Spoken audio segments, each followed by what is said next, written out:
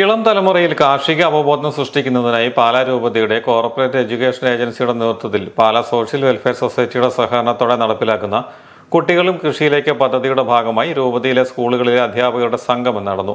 രൂപത വികാരി general monsignor Sebastian വേദാനത്തെ ഉദ്ഘാടനം ചെയ്തു. ശേഷം എന്ന ഒരു പ്രത്യേക കോച്ചിങ് ജോലി ഓറിയന്റിലുള്ള ഒരു പരിശീലനമാണ്.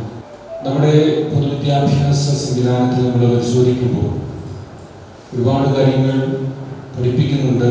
കരിക്കുലം അടിസ്ഥാനത്തിൽ പ്രായോഗിക ജീവിതത്തിൽ വിജയിക്കാനായിട്ട് അവർക്ക് വേണ്ട പരിശീലനം എത്രമാത്രം ഉണ്ട് എന്നതിനെക്കുറിച്ച് സഗൗരവം നമ്മൾ ചിന്തിക്കേണ്ടതായിട്ടുണ്ട്. കുറവിലങ്ങാട് കേരള സദസ്സിന് മുഖ്യമന്ത്രി എത്തിയപ്പോൾ ഇക്കാര്യം വളരെ പ്രത്യേകമായിട്ട് അദ്ദേഹത്തിന് ശ്രദ്ധയിൽപ്പെടുത്താൻ അവസരം ലഭിക്കുന്നുണ്ട്.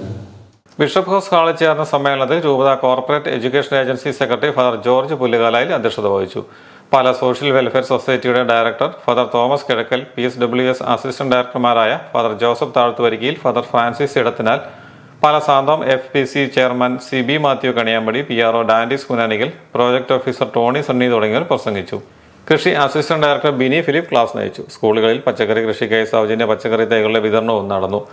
സിസ്റ്റർ ലിറ്റിൽ തെരേസ്, പ്രോജക്ട് ഓഫീസർമാരായ PV ജോർജ് പുരിയിടം, സാജു വടക്കൻ, മെർലി ജെയിംസ്, ഷീബ ബെന്നി, കോർഡിനേറ്റർമാരായ ആലീസ് ജോർജ്, സൗമ്യ ജെയിംസ് തുടങ്ങിയവർ പരിപാടിക്ക് നേതൃത്വം നൽകി.